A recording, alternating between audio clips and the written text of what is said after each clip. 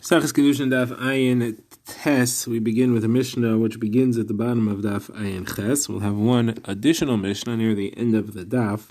The Mishnah begins by discussing what happens when two people try to do the same Kiddushin at the same time, which one wins out.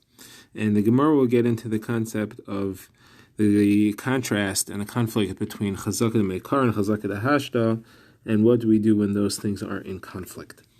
So let's begin. The Mishnah discusses where a father was Makabel Kiddushin for his daughter at the same time that he made a shliach to be Makabel Kiddushin for her. And then it has a second case where the girl herself does the same thing. She's Makabel Kiddushin for herself at the same time that she made a shliach to be Makabel for her. So the Mishnah gives the same psak in both cases, that it depends which one's Kiddushin was first. If it's the father's Kiddushin before the Shliach, then the father's Kiddushin is Chal and the other one is void. And if the Shliach's Kiddushin is first, then that beats the father's Kiddushin. And the same thing applies by the daughter herself. If her Kiddushin was first, then her Shliach is no good. And if the Shliach's Kiddushin is first, then hers is no good. Now, what happens if it's not known which one is first? So then she obviously can marry either of them because it's a suffix which one she's married to. So if she wants to marry someone else, she needs to get a get from both of them. If one of them is agreeable to give her the get, then he can, and then she can marry the other one. And then, again, that's true for both when it's the father and when it's the daughter who's being makabel the Kiddushin. Now, the Gemara, of course, asks right away, why do we need both cases? What's the difference between the two if it's the same halacha? So the Gemara says there's a Chiddush in each of them. If we would have only said where the father's makabel Kiddushin, then we would think that only in that case is there a reliance on himself to be makabel, because he understands yuchsin and he understands heter nesuin, and therefore he may rely upon himself to be makabel Kiddushin. But the girl herself likely doesn't understand those things, and therefore she doesn't really have smichas das on her own Kiddushin. She really wanted the shliach's Kiddushin to work. The reason the father was makabel another Kiddushin was because he found a miyuchas. So he said, okay, I'm relying on my own Kiddushin and not the shliachs. The girl, though, may really have in mind, I'll be makabel Kiddushin for myself, but I really hope the shliach finds someone who's more miyuchas. I don't really know much about yichas, and therefore I prefer his work and not mine if he goes and actually finds someone. Now, that would be why if we only said the case of the father, I wouldn't know the case of the daughter as well, that she really is samech on her own Kiddushin and not the shliach. If I would have only said the case of the daughter, so then you may think that over there she's relying on her own Kiddushin because she needs to make sure to get it right. She's what's called medayeku min tzibah. She checks things out. But the father himself, perhaps he doesn't really care about yichus, and therefore, he says if the shliach is mekadosh, that's fine. I don't really care. I don't really need to check out the yichus myself. He just was mekadosh just in case the shliach doesn't find anybody, but he's very happy for the shliach's Kiddushin to be chal. But perhaps the woman herself, if she finds someone, does not want the shliach's Kiddushin to be chal because she prefers her own choice. Okay, now the Gemara brings the shaila. What happens if the father and his daughter are both makabel Kiddushin? The father on the road and the daughter in this city, and then it turns out that she became a boigeres on that same day. Now, the halacha is that a father can only be makabel Kiddushin for his daughter as long as she's a katana or a nara. Once she becomes 12 and a half, she is a boigeres, and his Kiddushin is no longer valid. What he was makabel for her is not valid. So here, on the very day that he was makabel Kiddushin and she was makabel Kiddushin, she became a boigeres. So we have a machlokes here between Rav and Shmuel. Rav says, you see, she is a boigeres now, and therefore the father's Kiddushin is no good. Shmuel says it's a suffix.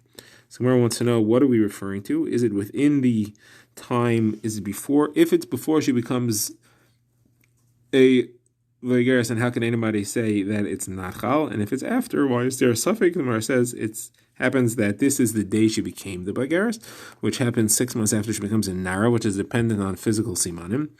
And we don't know what point during the day she became 12 and a half. She brought the simanim. And therefore, we don't know if it was before or after the Kiddushin.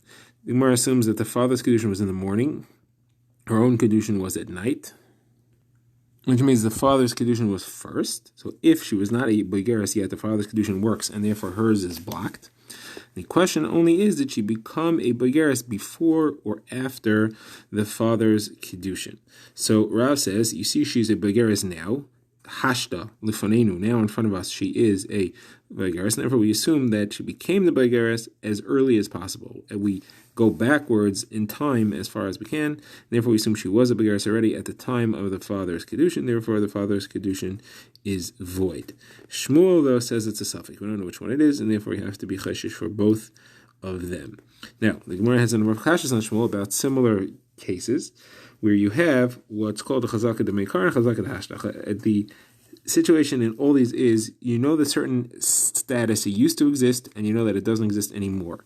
You just don't know when it changed, and it's relevant to something which happened in between the two points at which we knew it. And the Chazaka de Mekar says, assume that it stayed in its previous status as long as possible. Chazaka de Hasha says, assume it stayed in its current status as early as possible, meaning it turned to the current situation as early as it can. Chazaka de Mekar therefore says it was in its previous status when the event in question occurred. While Chazaka de Hasha says it was in its new status when the event in question occurred. So, first example we bring is out of a mikvah. There was a mikvah which at some point was measured and found to be the proper shear, it was 40 saw. And then at some point later, it was found to be missing, and therefore a puzzle mikvah. And somebody put kalim in the mikvah in between these two moments. Then he used those kalim to deal with truma or other types of taharis, and the question is, were those kalim tahor or tamei? If the kalim were tahor, the taharis is fine. If the kalim were tamei, it was just matame them, and they have to be burnt. So that's the shaila. And on that, we have a Mishnah that clearly says all those taharis are tamei. The mikvah was assumed to have been empty already before. It was assumed to have been puzzle before the tefillah happened, and therefore the tefillah was in a puzzle mikvah, and everything is considered to be tamei vade. It's not a suffix. It makes no difference if it's Rosh Hashanah or Rosh Hashanah Yachid. If it would be a suffix, then it would depend on Rosh Hashanah or Rosh Hashanah Yachid, as we've seen earlier. And therefore the halacha is clearly following the chazaka de hashta, assuming that since it's chaser now, we assume it was always chaser. So that's a kasha on Shmuel, who says it is a suffix, and if it's a real with Rav, who says that we go with the current status, that she is a bogeres now, the mikvah is chaser now, and we assume that was the situation during the time at which the event which we're concerned about occurred. So the Gemara wants to defend Shmuel. And the Gemara explains, although in both scenarios you have a chazaka de meikar against a chazaka de hashta, there you have an additional chazaka. That is that the kalim that were put in the mikvah were b'cheskas tamei before, and therefore they have a chazaka of their own that they are tamei, and therefore we assume that they stayed tamei since the questions on the mikvah cancel out. Now, in the case of the woman, whether she had a cheskas nara before as opposed to a cheskas Vageris, you don't have that. The Gemara doesn't say why. Rashi explains that since we know it's going to change today at some point, you can't say that there's a chazal because we know it's about to change anyway, and therefore you can't use that. Now, the Gemara has another kasha from another case, and that's a case of somebody who was separating truma on various amounts of wine that he had. So what he did was he had a barrel filled with wine, and whenever he had other things, he would say the truma is separated in that barrel of wine. There's wine there, so let's say 2 lug should be truma. And then next time he would say an additional few lug should be truma. And he was using the wine in the barrel for truma as he needed it. And he kept on checking it to make sure it was still wine and it hadn't fermented and turned into vinegar. And at some point it was found to be vinegar. And now the question is, when was it vinegar? Since the last time it was checked, somewhere in between now and then it turned into vinegar. And what happens to all the trumas that he was mafresh based on the assumption that it was wine in between the last time he checked and now?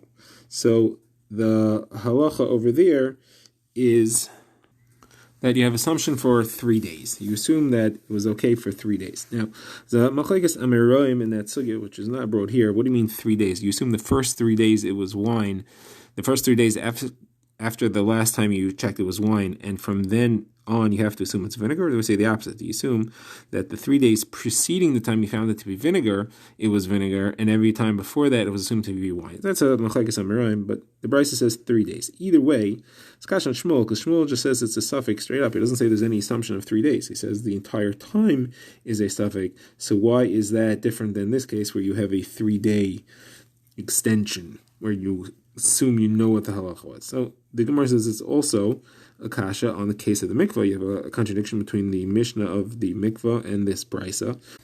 And that is because in the case of the mikvah, it is considered to be a vadai. We say that it's for sure, no safek, all the taras that were used based on this mikvah are tameis, as a vadai. And here, we're saying it's a safek.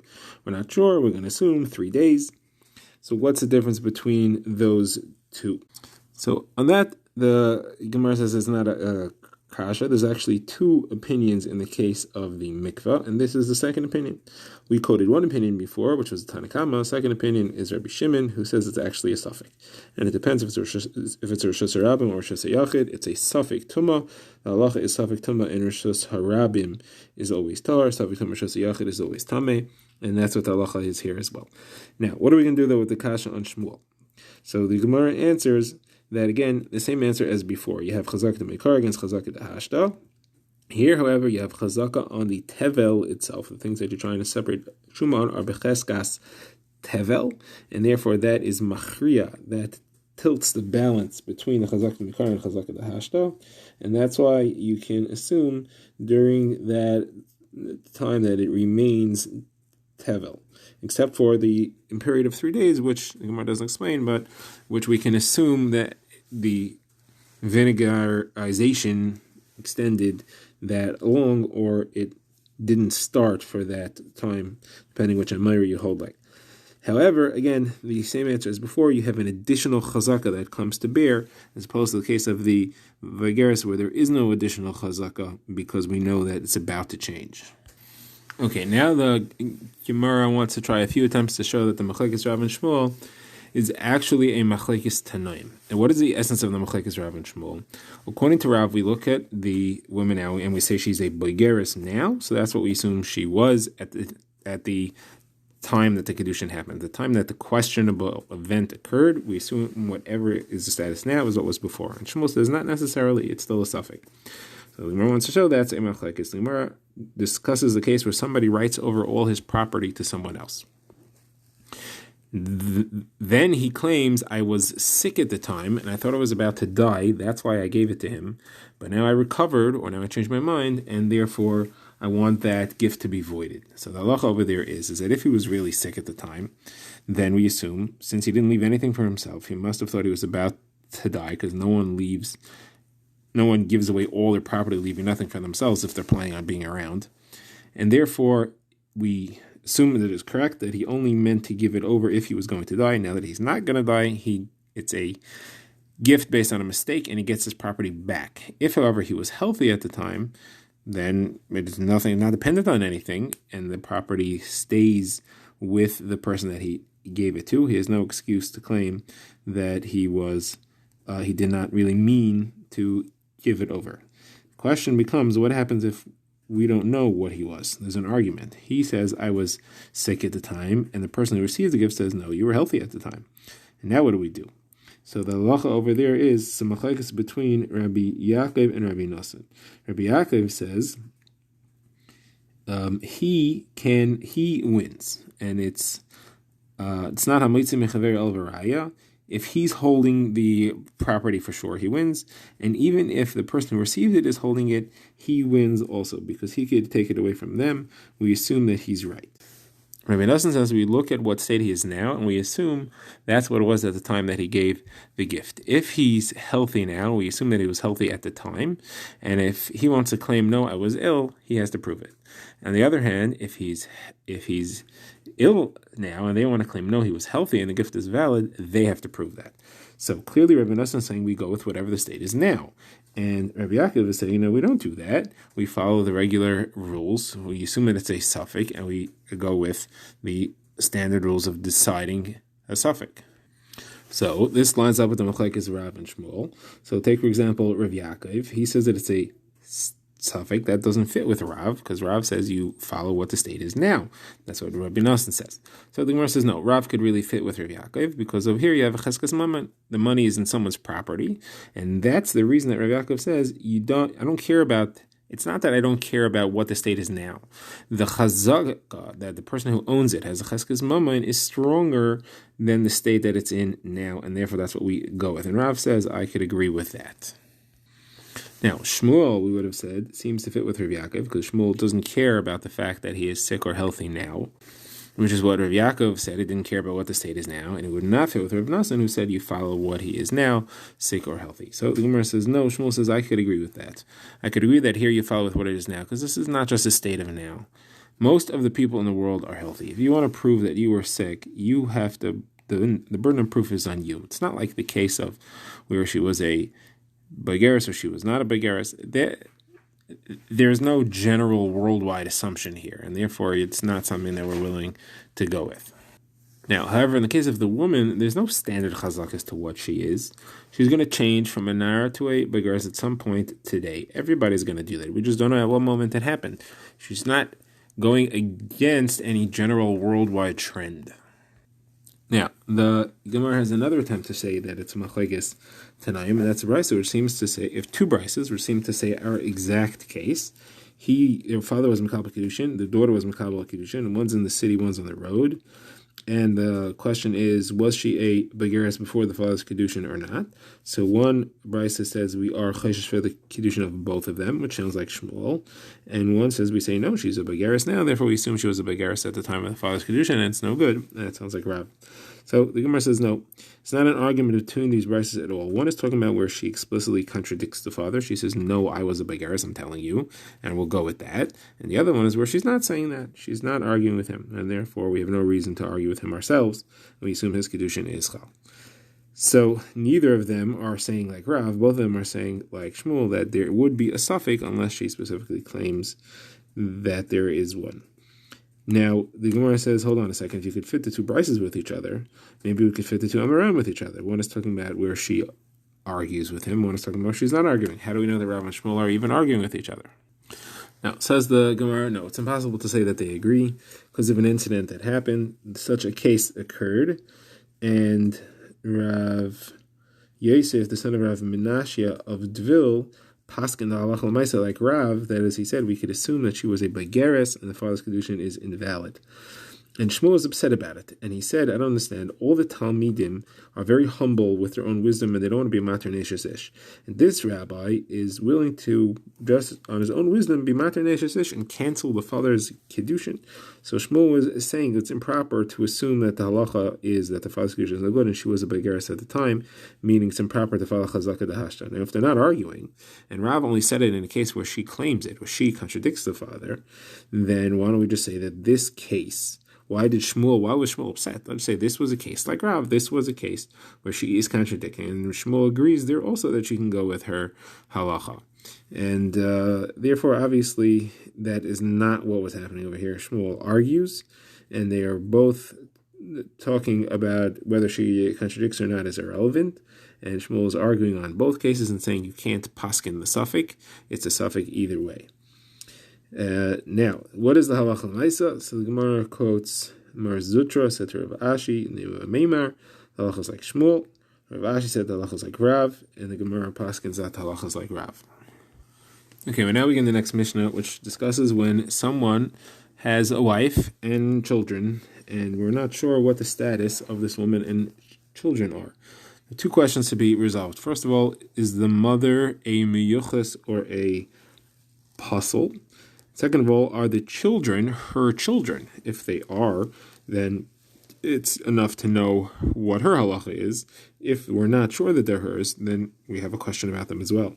So the Gemara discusses 4 cases, and all 4 we have some level of uncertainty. The first one is where somebody was here, and we knew who his wife was. We checked her out. She's a kosher, like every normal marriage that happens.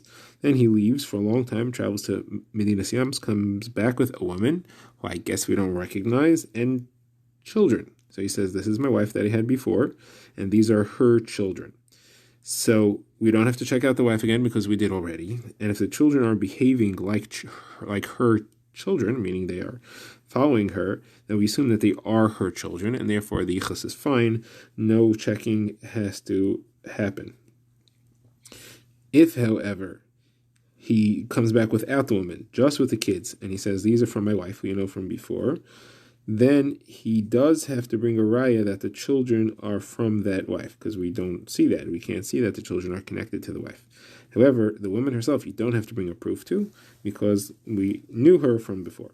Now, if he comes back with a new woman, and he says, I married this woman in Medina Siyam, so we don't know what status she has, that has to be investigated.